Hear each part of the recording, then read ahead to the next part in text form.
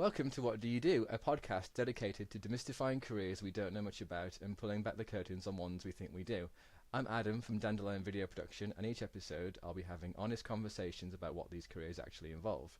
Today, I'm sitting with the second person who gave me the idea for this podcast, Robert Southall, a customer experience specialist from Insight 6. In Robert's own words, when he talks to people about customer experience, they tend to think, what on earth is that? But it is an absolutely crucial area of business development that is too important to overlook. Thanks for joining me today. That didn't sound very sensitive at all, but that's okay, we can cut it out. Thanks for joining me today, Robert. No problem at all. Thanks for having me, Adam. Great, I'm glad you're here. So what does a customer experience specialist do? Okay, so fundamentally, I guess how I define a customer experience specialist is someone who works with businesses and clients and acts as a bit of a catalyst for change or transformation within that business. We work to try to help businesses and people within a business to understand their customers better. It's probably better to just sort of add a bit in here about the difference between what do we actually mean by customer experience. And customer experience is essentially a measurement of how somebody feels when they go through your business or brand. I guess years ago we've all been familiar with the term of customer service, which is very much a description of the interaction between two people. It's a transaction when you are walking into a business or someone speaks on the phone and you're having that one-on-one connection.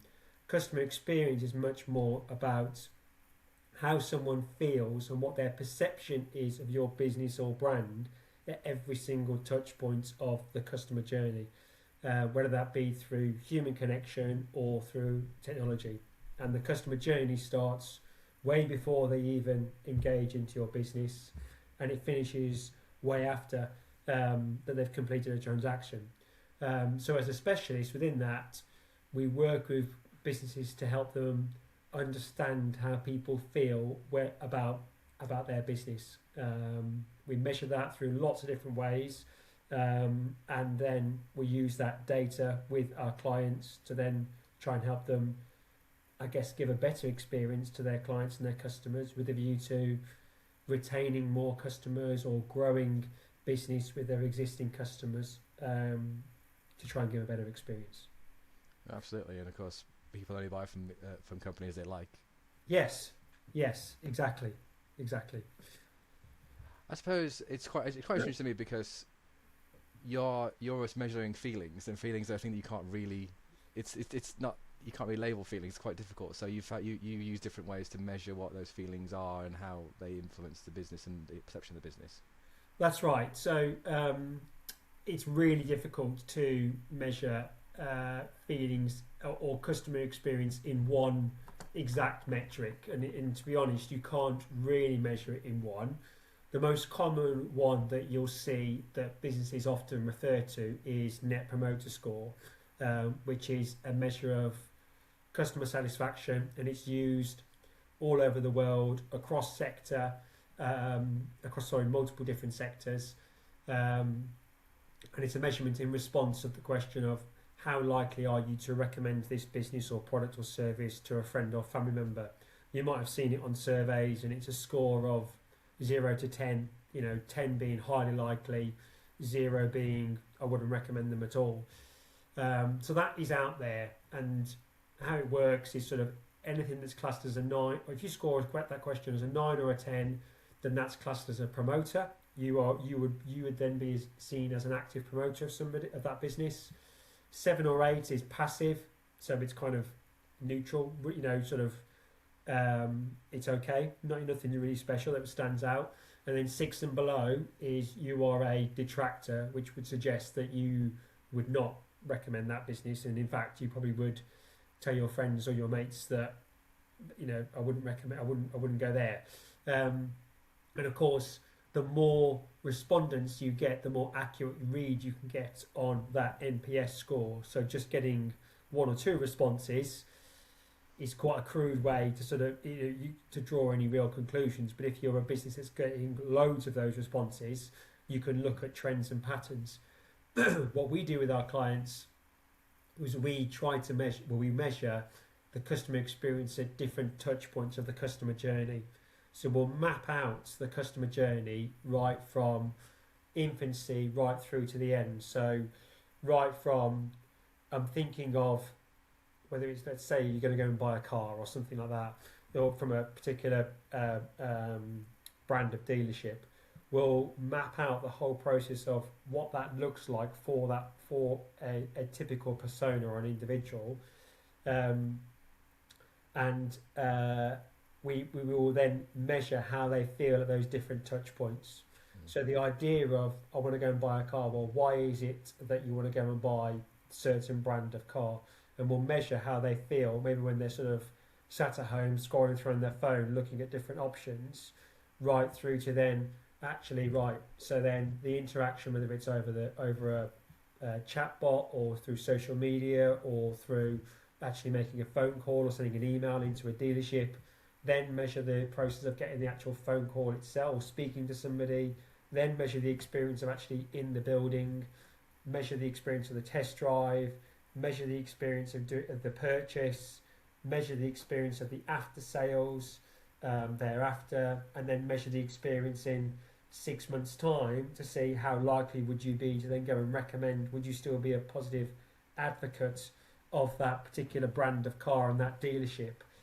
Would you go and recommend them to somebody else who was considering buying a car? So we will map out that whole process, and we will take regular pools of data, sometimes through surveys, and sometimes we'll do it through plain old speaking to people, through interviews, focus groups. We'll pull all of that together and map out how people feel at each and different steps of the process. And then we'll work with clients to say, right, well, we're doing really well over at this stage. This point here is a bit of a pinch point. This is a bit of a trend here on the journey. So what can we do to address this? How can we make this better? Yeah, I suppose. Yeah, no, it does. I was just going to say, I think you addressed my question there. I was just going to say, I suppose that much data, those different points, you can see there's always going to be some people dropping off.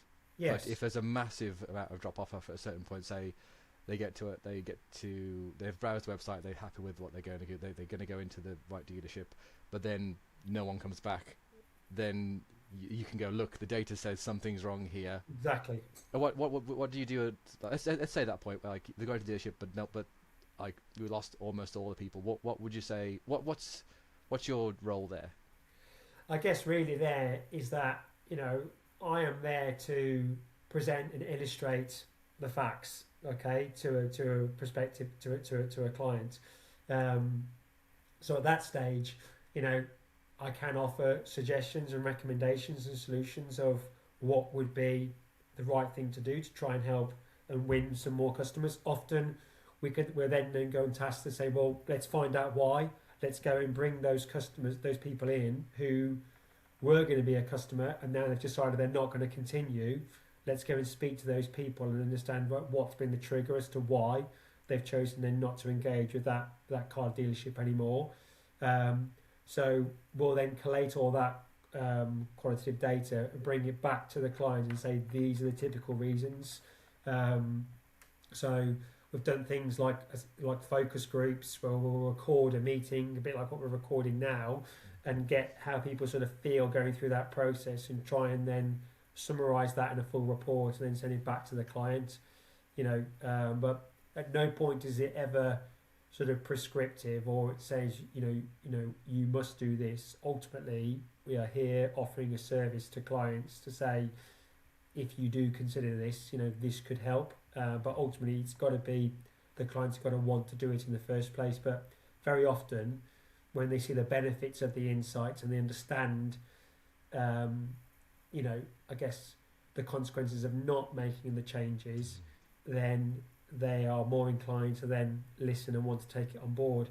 Sometimes it's a hard pill to swallow because effectively, with some clients, you're holding a mirror up and you're sort of saying, we're not looking very good here right now, which is not always. It's like telling a new parent the baby's ugly. Nobody ever really wants to do it. So it's a fine balance. Yeah, I guess there's not really much you can do in that situation if they disagree with the data. That if it's something, if the data says one thing and you're recommending another thing, it's kind of what you can really do is make recommendations and offer your suggestions. But if the client doesn't want to make a change against the data, then I guess there's limits to your powers, I suppose. Yeah, exactly that. So it's, I guess we offer a service, we make recommendations. Um, Ultimately, though, it's the client's choice, you know, and I appreciate that what we do and what we offer is an investment, and it's sometimes a difficult. Some people can see it as a bit of a difficult investment to justify because it's invisible. It's not something that you're going to get an immediate return on. It's not like, I don't know, you buy a new CRM system or you buy some new software for a business that's going to help you all of a sudden drive efficiencies and you can save on a process immediately. What we do is offer insights with a view to changing behaviours in an organisation or changing behaviours in people in a business. And changing behaviours isn't something that happens overnight. It takes a bit of time. So yeah, it has to sort of take an element of patience and belief from a client, but it does pay for itself in the long run. 10 times over typically what we can gain through helping people to retain more clients or grow an average spend with a client for the small investment of working with us, then it pays for itself massively, but it's not an immediate thing. No, I guess in a way it's quite similar to B2B marketing, where it's like it's very difficult to measure the impact it's having because it's somewhat of a long-term process where I guess that with that data you'll gradually see the improvement. But I think what you were saying then about a difficult pill to swallow, it's like, but if you can see all these points that you're plugging in, and you can see exactly where the successes and successes and losses are in that journey, Yeah, then I suppose that goes towards showing the customer that it was valuable to have those insights rather than just, oh, people go to our website but they don't click it. It's like, that's right. yeah. That's So it. does this you said about behaviors? Does customer experience influence marketing or sort of company culture? So I mean, I think if our examples could pull out of the air. Obviously, Yeah, Apple want to be seen and felt to be a certain way, so that influences everything. But that's the top-down strategic decision. Is yeah. that could customer experience plug into those areas to sort of influence that sort of level of change? Yeah, I think so. You know, fundamentally, I think the businesses that put customer experience at the centre of everything of their way of working, their being, and how they operate are the businesses that I think are the most successful. You mentioned Apple; they're a great example. You know, who, you know, you look at what sort of Steve Jobs did back with that business, and I don't confess to be an expert and know everything, but from what I understand, is that, you know, everything was built with his iPhone around the customer and their perception of that business, and everything else had to fall into line. So it's hard work, but if you orientate and structure your business a bit, you know, every department has got to follow around how the customer feels and what it's like to engage with that business, then those businesses will reap the rewards. So I don't know if I'm answering your question or not there, but There you are. Yeah. yeah, and yeah, I mean, we work, you know, with the data that we work with and we pull with from responses. So we'll often work with marketing departments.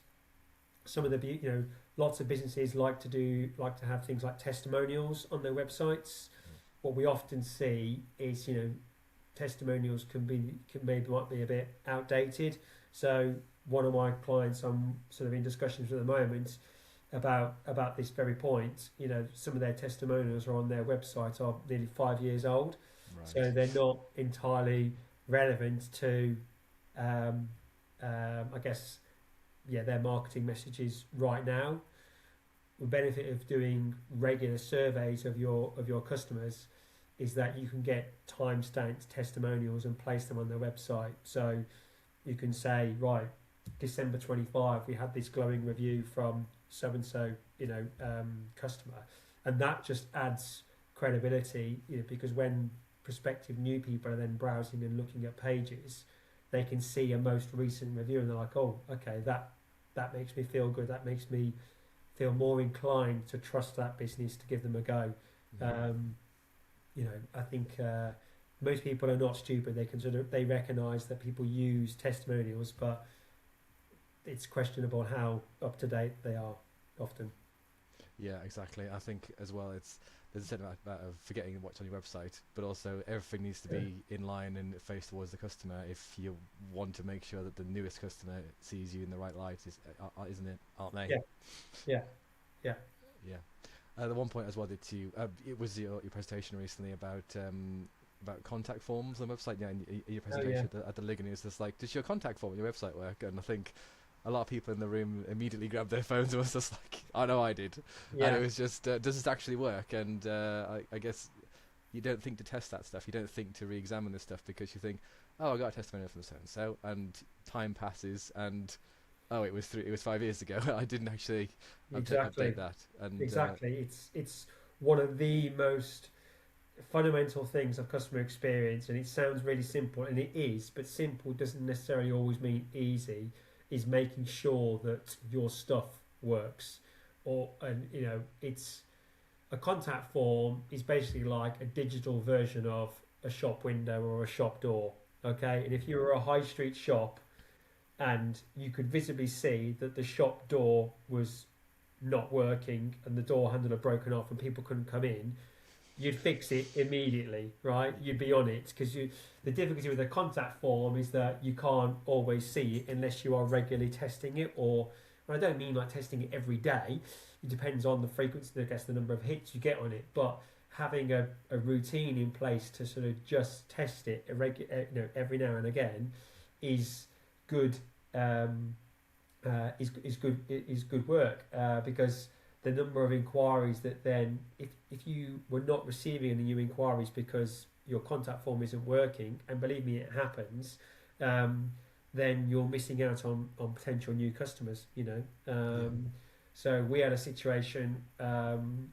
We did some work recently. We did some mystery inquiries for a group of accountancy firms. It was international accountancy firms, and we were asked. It's actually a Polish accountancy firm, and we were asked to go and do some mystery inquiries on their UK website, and we had exactly that process in that where a submission was made on the contact form, and the researcher pressed submit, and then immediately at the bottom of the screen after pressing submit, there was a message that said, not submitted or something like that. So we screenshot that and included that in the report and sent it to the client, and they said they had no idea that contact form was not working. So that's just one example, but there's loads out there. But yeah, first rule of customer experience is make sure your stuff works. Yeah, I guess as well, like in that instance as well, that person hasn't become a visible detractor in the data, but they have become a detractor by word of mouth, because it's like, oh, would you recommend so-and-so accountancy firm? Exactly. No, I couldn't even get in touch with them. Exactly. No, I would not. Exactly. I couldn't even submit an inquiry. So if I can't even submit an inquiry, how good are they going to be at engaging and interacting and looking after me as prospective clients, once I've handed over my money? Yeah. So, because a new inquiry is the best test and best measure of customer experience in a business. Again, you go back to the whole shop analogy. When a brand new customer walks in, you want to be laying out the red carpet and making sure everything's absolutely fantastic for them, because you want to win their business and give a great first impression of your business. And it's the same with a new inquiry into whether it's a professional firm or whatever it might be. It's the best test of customer experience, because often when they've got secured clients, people are people, and complacency can creep in, and that's not me sort of criticizing. That's just human nature, It's how we all operate. But yeah, best measure is a new inquiry. Yeah, absolutely. Just trying to think if I have any follow-up questions to that, but no, I think we'll move on to So how did you get into customer experience? Sure. So I guess it's kind of happened by a bit of an accident because I grew up in a small home just outside of Kidderminster, and my parents had their own family retail shop just outside of Stourbridge, and that shop was, I guess, the epicenter of our life, as a family, because everything evolved around it. My dad was working in it 6, sometimes 7 days a week. My mum was involved, my nan was involved, so it was central to sort of everything in our lives, and we had stock in the garage, in the house at times. So, and then every sort of conversation in an evening sat around the dinner table, my mum and dad would be talking about the takings for the day or the interactions they'd had with different customers throughout the course of the day, and you know, and I was in, so you just pick up on things when you're sort of listening as a young boy, sort of just around the dinner table in an evening, you sort of just listening and sort of learning, and I guess when I look back now, I realise that I was definitely quite intrigued learning about different people and the interactions with different people and how they made it work and how my mum and dad were prepared to adapt and tailor their style to the needs of each individual customer that was coming into the business. And then I did it myself. So regularly after school, weekends, school holidays, I was working in the shop. So yeah, I guess just it sort of happened that I found myself in a place where I sort of naturally took an interest in people, what makes them tick. Um, and I guess, we were being an independent retailer, we had to work really hard to win our customers. And without our customers, we didn't have a business and we didn't have food on the table. You know, Yeah. that was the reality of it. So, and what we sold, we did everything from sort of gifts, homewares, greeting cards, wrapping paper. We did kids' toys, and then we did homewares, candles, and then we did ladies' clothing and accessories. And being in Stourbridge, it was kind of quite a commuter area for professionals working in Birmingham, um, and there was lots of big national sort of retailers around. Huge shopping centre in Murray Hill, in Briley Hill, and so it was very, very easy for people, I guess, if they wanted to go to a big high street brand to go and get something, they could go there. Um, so we were never the cheapest on price, and we couldn't compete with a lot of supermarkets who were starting to diversify and move away from just food into some of those other home accessories and stuff like that. So we had to position ourselves as a point of difference, had to be in the personalised level of service that we had to give to our customers coming in through the door. Um, the village we were in was quite a commuter village, had a couple of schools in the village, but it was a nightmare to park Mm. in. So to get people to come into the shop was hard work to get people to come in the first place. But then once we were in, they were in. We had to work really, really hard to look after them, give them a fantastic experience, so that they would see the value in what we offered, because we sold good products. As I say, we weren't the cheapest, we weren't the most expensive either, but what we prided ourselves on was selling products that was a better quality than what you would typically get elsewhere, and at a price whereby we felt the price was justified for what they were buying alongside with the service they were getting. Mm. And we found after a while, particularly our loyal customers, they were sort of the bread and butter of our business, and we found that they really valued what we did, and they learned that they could trust us and that we were reliable, because we did what we said we were going to do. And if they wanted something in, we would get it for them, we'd make sure, so yeah, it was sort of, I guess, some of those really important lessons about customer experience and treating people I learned from a young age, and they've stayed with me all my life. I've gone on from there, went on to go and work for some large corporate retailers across the UK, and then most recently internationally I've worked as well.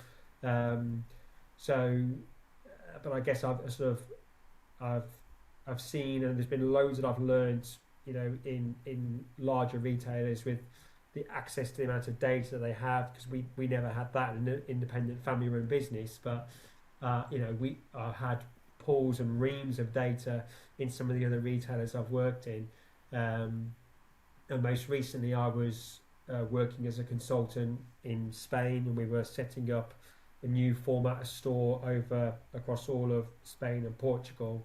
And it was there where I was working as a consultant, focusing on customer experience in these stores. And I guess that probably was really sort of the push point to sort of say, right, I really enjoy this, and I was leaning a lot more on my experiences and my insights from my family experience with my dad's business, combined with my experience in Spain. And that was sort of when I came back from Spain, and I took the plunge to then say, right, I want to go and pursue this as a permanent career. So yeah, I guess I've been working with customers or understanding customers all my work for as long, well, beyond my working life from when I was a kid.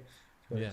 I guess as well, you've developed a lot of, I mean, from the early age, you've developed a lot of people skills from that experience, and a lot of sort of empathy from understanding how customers feel. Yeah.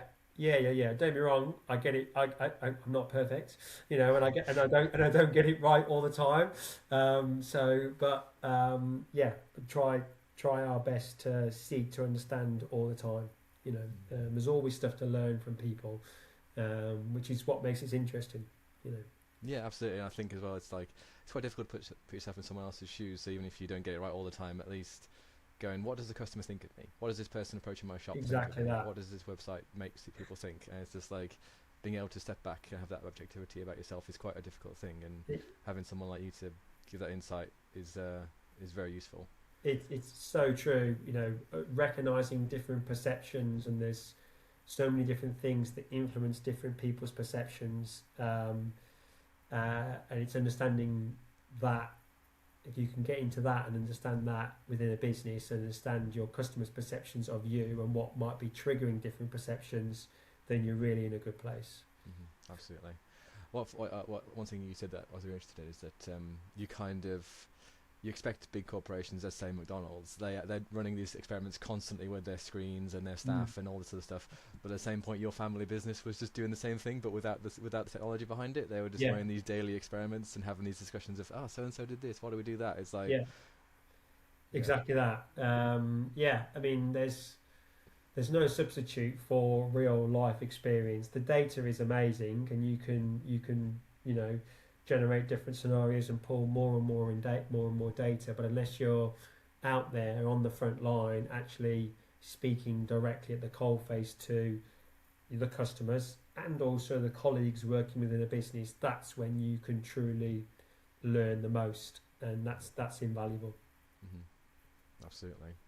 I think there's a certain amount of sort of unconsciousness to customer experience as well, that maybe why people don't think it's worth an investment. It's just like, I'm friendly, so the customer will like me, right? But there's so many other dimensions where if there was a bit more intentionality to it and a bit more research or a bit more data, maybe their type was correct, but by being more intentional, adding more to that, then they get a lot more out of it, and a lot more customers.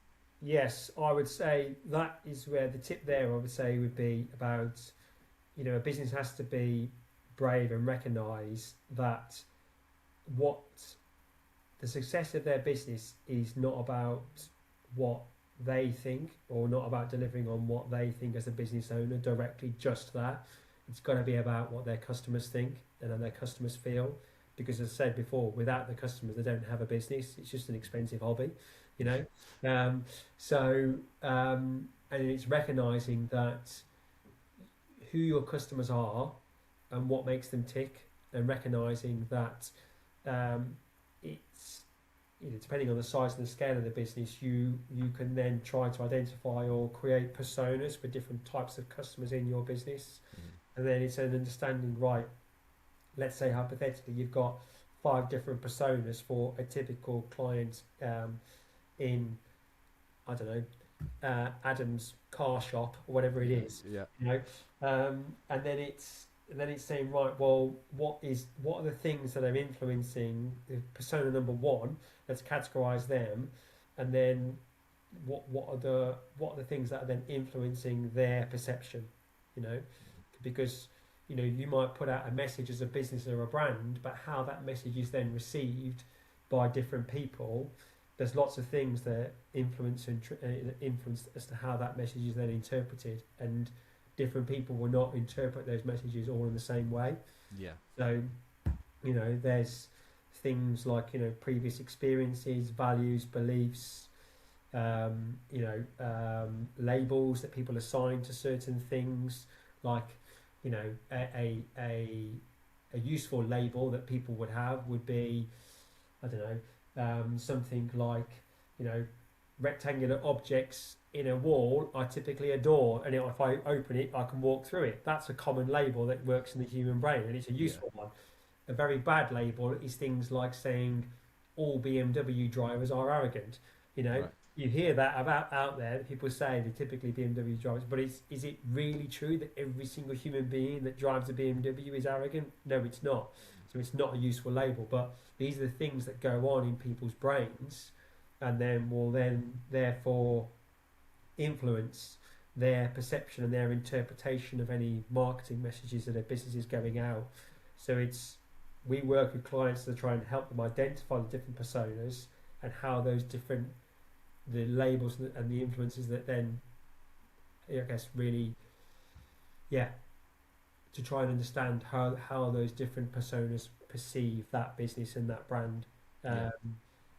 So it can't be a case of one size fits all. And again, depending on the size and the scale of the business, you can't service every single customer, but it's recognizing the ones that are most important to you and your business, and then tailoring your services to that group of people. Absolutely. And I think something you said there touched on something you said earlier as well about how you really had to work to get people into your store. So Yes. Because and same thing with those labels. It's just like if someone gets the wrong label or sees you in the way that even if they see you correctly, but it's not something they like, it's easy to lose a customer. Yes. Like there's so many other alternatives. That's right. And if you're on the ball with your customer experience, then there's still no guarantee you're keeping every customer, but like at least you can see why they potentially changed. But if you don't have any customer experience insights at all, then who knows what's going on? And That's right. I'll ask that customer, oh, no idea why. Oh well, at their loss. It's like, well, you need to be very on the ball with like exactly how you're perceived, and exactly because I guess what I'm trying to say is a company with good customer experience will take your customers, right? That's right. If you're not investing in it and looking after them, then they will simply go elsewhere. In today's market, it is so easy for people to transfer and move, from one business to another. Whether it's if whether it's high street retail or go online and use the likes of Amazon, or whether it's business to business services. We do a lot of work in the legal sector, going from one solicitor firm to another. There is so much more choice, and it's so much easier for people to navigate and move in between. People are these days, they're not as loyal to businesses as what they used to be years ago. I think people are price sensitive. People are I guess more prepared. I guess it's sort of really the culture of I guess consumer culture that is out there now, in terms of there's more and more transparency of pricing and servicing, largely driven through the growth of the internet. Mm-hmm. Everything's much more accessible. We've got daily feeds on social media telling us about looking for value and not being ripped off. So people can make the switch very, very easy. But if you're a good business and you look after your customers and you do a great job by them, and as I said earlier on, that key word, they know they can trust you, You know, trust and confidence are the root of any sort of relationship, or you know, in life, whether it's working, personal relationships, business relationships. So if a customer knows they can trust you to do what you say you're going to do, and they have confidence in you, generated through the results you've generated thus far, then they will stay with you, and they will not be so um, inclined to look elsewhere or look at different options. But the choices available to people now are huge compared to what they used to be years ago. So it's so much easier for people to make a change. But it's, if you want loyal customers, you've got to look after them, because it's very, very easy to lose them. Absolutely. I think it's like trust definitely as well. It's like you could say you're in a car selling business or a video making business or whatever, but you're actually in a sort of more of a trust building business, and Yeah, you just happen to sell cars. yeah. Yeah, it's like Ultimately, if you don't yeah, have those relationships and those impression from your customer, then like you say, oh, exactly like you say, it's this expensive hobby. It's like I've got these expensive cars, but no one's that's buying them fine. because I'm not trustworthy. That's fine. That's Yeah, fine. So it's the, you know, the foundation of it all really is trust and confidence, in my opinion. what's your typical day or week like?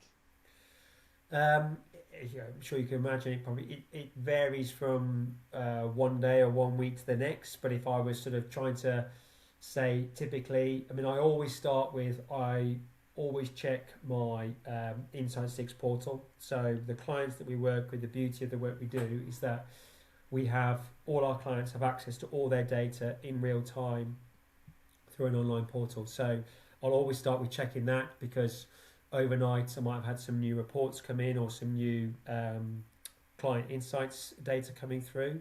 So I'll always look at that, sort of see, you know, how is it trending, how is it performing, is there anything new that's come up that I've learned as a result that I can then go and share with the client. So and if there is, I'll always sort of pick the phone up and speak to my clients and say, oh, you know, have you seen this? You know, blah, blah, blah, and chat that through with them. I'll then always check in with my scheduler. So I have someone who works for me who organises all my CX reviews, or you know, which essentially are mystery shops.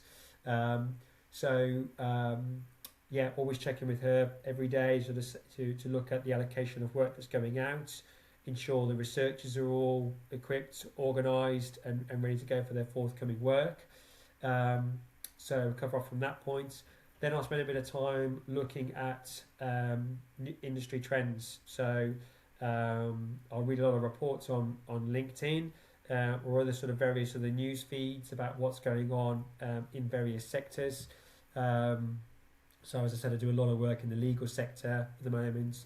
We do a lot of work in the automotive sector. So try and always stay up to date with what's going on in those industries, sort of see if there's anything new going on. And then it's typically out and about, you know, meeting clients, whether it's either spending time in a business, working with them with the results, and working with the colleagues to understand the results and implement some changes within their business, or whether it is, you know, presenting a set of results that have come through and making recommendations for next steps as to what they need to do. And then I enjoy sort of going out networking, meeting new people, meeting new prospective clients as well. So yeah, I guess it sort of varies, but that's sort of in a nutshell what a typical day sort of looks like. One thing you just said actually made me think of something, because I suppose customer experience has evolved now because of technology as well, where you can have those real-time reports and that real-time data of everything that's going on, whereas Yes. before it probably was just mystery shoppers. Maybe I don't know how many years ago that would have been, when it wouldn't have, before technology had advanced, I mean, but Yeah. it would have been someone's personal opinion of what something happened. It's just like, oh, they said hi, like Yes. here, and that data is also on the paper probably, and it's only can only be analysed a certain way, whereas now there's so many different places where widgets, I suppose, or surveys can be put digitally that Yes. can give you a lot more access, a lot more data, and a lot faster. Yeah, it is. So we have say a real time feed through our we've an online survey system called Instant Insights, which provided to a number of clients.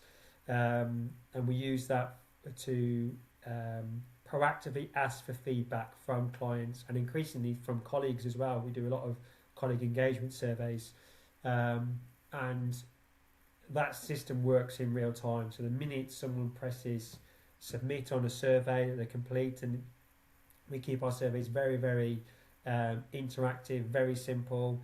Typically, we try to, never more than sort of 5 questions, because after once you're beyond that, people sort of lose interest. Um, and But it's great because we will set up notifications and alerts for our clients. So let's say hypothetically someone leaves a fantastic feedback and they say they've had a great experience, then we'll notify a client instantly to say, Joe Blogs has said this has been amazing, well done, fantastic. We can also use that same report to then help boost SEO performance with that business. So we can boost online reviews on platforms like Google, Trustpilot, Facebook, Checker Trade, whatever it is. We can proactively boost reviews on those platforms. And then the other side of the spectrum is then, let's say hypothetically, there's an example where someone fills out a survey and it doesn't meet someone's gone through an experience and it's below expectations and they're not very happy. Again, we would get an instant notification to the client, so they would know instantly the moment that person has pressed that survey response. They'd get an email in their inbox instantly saying, right, okay, this is a 4 out of 10 experience rather than a 10 out of 10, allowing the client then to intervene straight away and immediately, pick the phone up and then try to seek to understand, right, what have we done wrong? How can we try and make this better for you? So the data feed is live all the time, which is great because you are constantly getting a view on how people feel engaging with their business. With a lot of clients, we can give them a real-time Net Promoter Score. That's that measure I was talking about earlier on. So we can, any one particular business we work with, we can give them a live score. We can also benchmark their score against other businesses in the same sector. So as I said, I work with lots of law firms, lots of automotive businesses at the moment, and they're always interested in understanding, right, where are we at versus the other people in the same market across Worcestershire and Shropshire, which is where I work. And then we can also benchmark nationally against the national average for people in those sectors as well.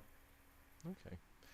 So I guess, yes, I guess it's good to have that. I was just thinking about the being able to call immediately. I guess that's a real advantage as well, because like if someone could walk away from you and go, and you'd have no idea that they had a bad experience. Exactly. And we're using this system, you can immediately remedy it and turn it around into a more positive experience, which again turns a detractor into a supporter. Exactly. I think the latest statistics say that 1 in 26 people actually complain. If they're unhappy about something in the moment, only 1 in 26 people will actually take the opportunity in that moment to actually put their hand up and say, I'm sorry, I'm not very happy about this. The vast majority of people will just put up with it, and they'll be frustrated, and then they'll tell people about it, but it won't be until the next day when they're at the school gate picking the kids up, or if they're down the pub at the weekend with their mates or something, then they'll talk about, I had this terrible experience. Oh really? No, that's not great. Or they'll go to social media more and more now and they'll post it on there. So people will always talk, and they're more likely to talk about a negative experience than they are a positive one. So one of the benefits of our system is that we arm our clients with real-time notifications, allowing them to intervene, because no one's perfect, right? Everyone's a human being, and things go wrong all the time. Okay, but it's then recognizing when something's gone wrong, right? What can we do to try and put this right? And actually, I think most reasonable customers, most reasonable adults recognize that nothing's ever perfect and that mistakes do happen. And I think if they can see that you as a business are then trying to then put it right, they'll really value that, and they're far more likely to then trust you again in the future.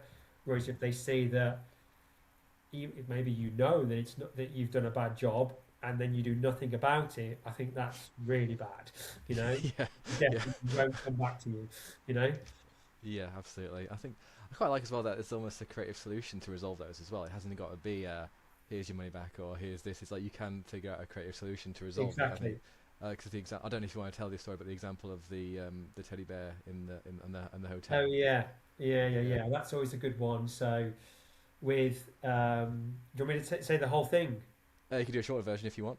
So in a real sort of nutshell, obviously, so we know there's sort of a family went on holiday to the Ritz Carlton Hotel in Florida. Obviously, lovely hotel, really lucky opportunity for them to go. And so there's two adults and a young boy, and the young boy he is autistic, and he has a safety blanket toy that sort of I guess really is his go-to sort of to make him feel safe and secure.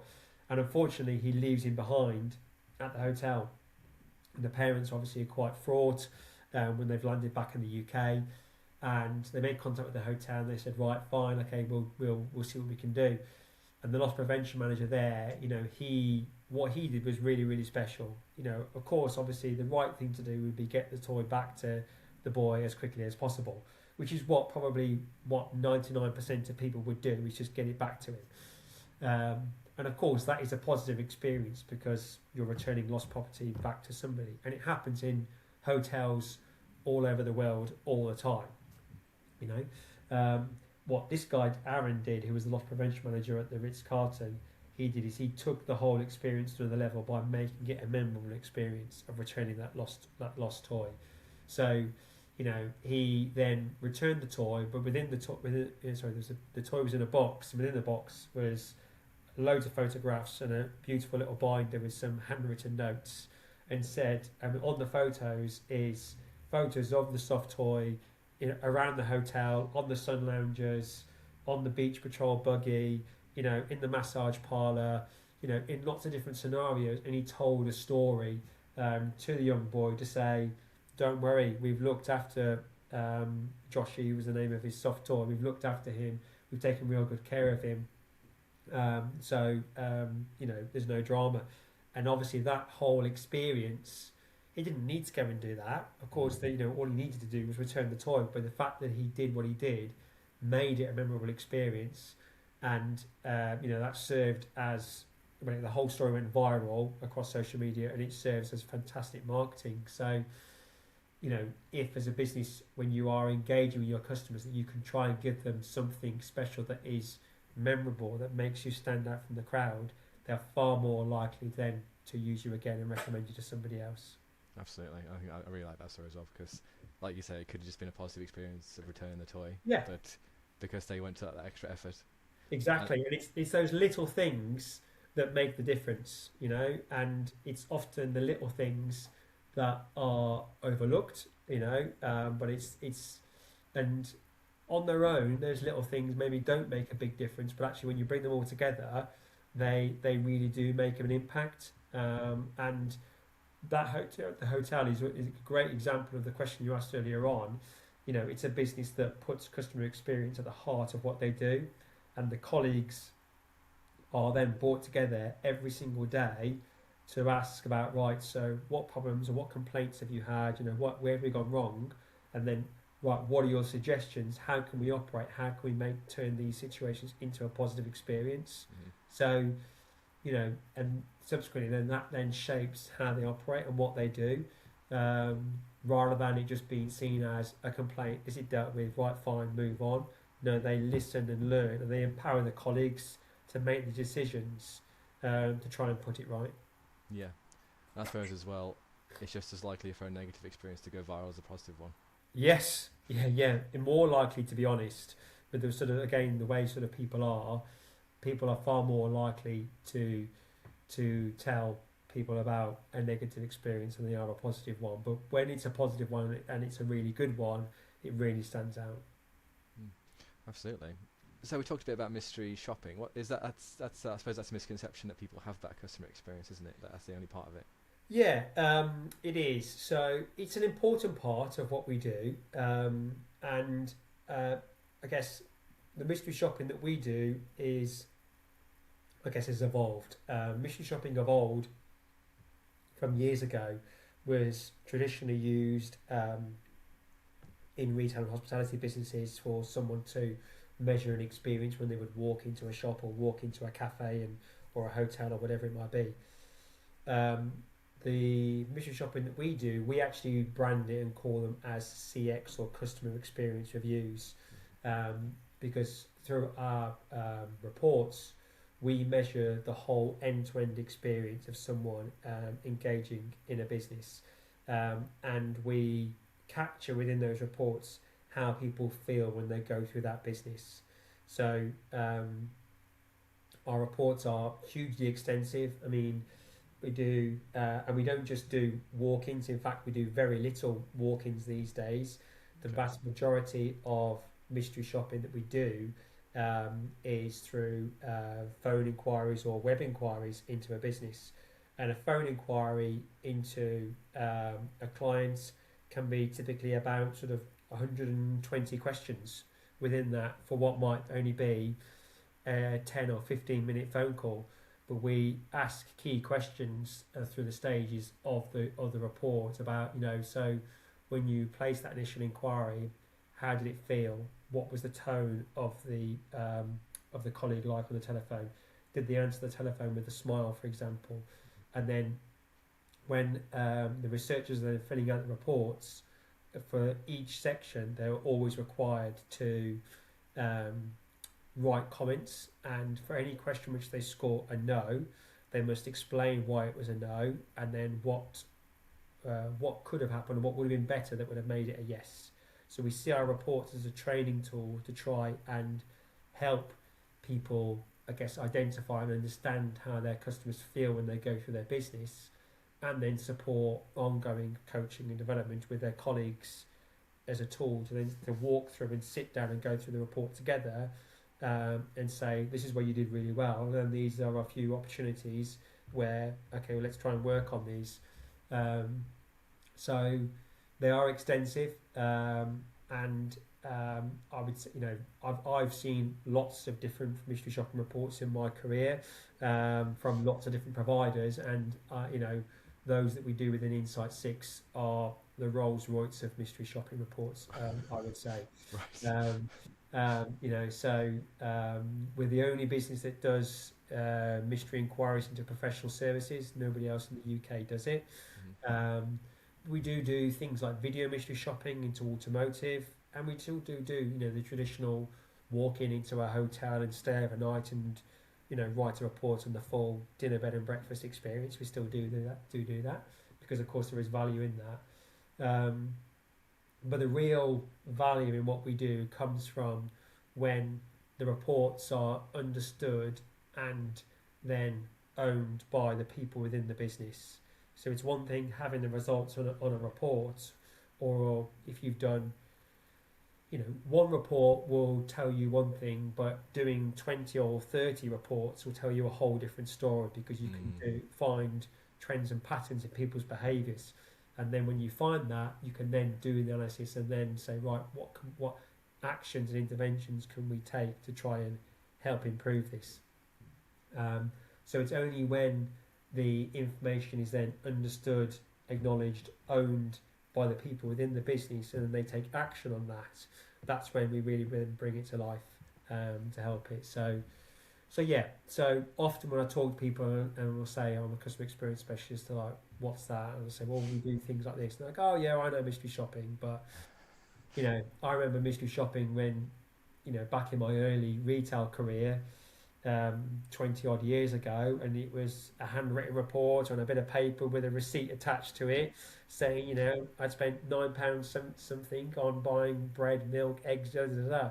It's so much more than that now, Yeah. because we are measuring everything, with a web inquiry. Where did the webs, where, if we do a Google search, where did you appear on the search engine? How easy was it to find and navigate around the website? Were you able to submit the contact form?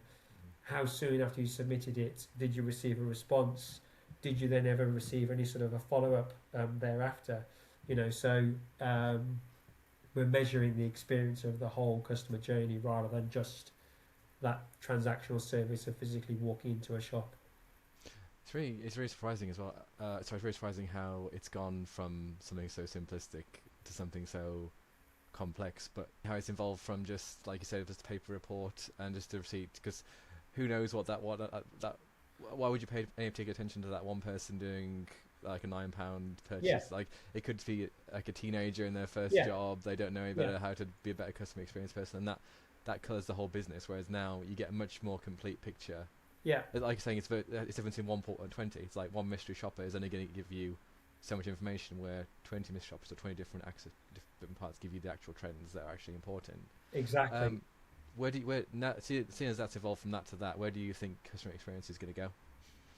Wow. Okay. So I think I think it's only going to become more and more important over time. I think with the evolution and the speed of advancement of technology, I think the market dynamics out there now suggest people are in in client face services or any businesses where you are dealing with people.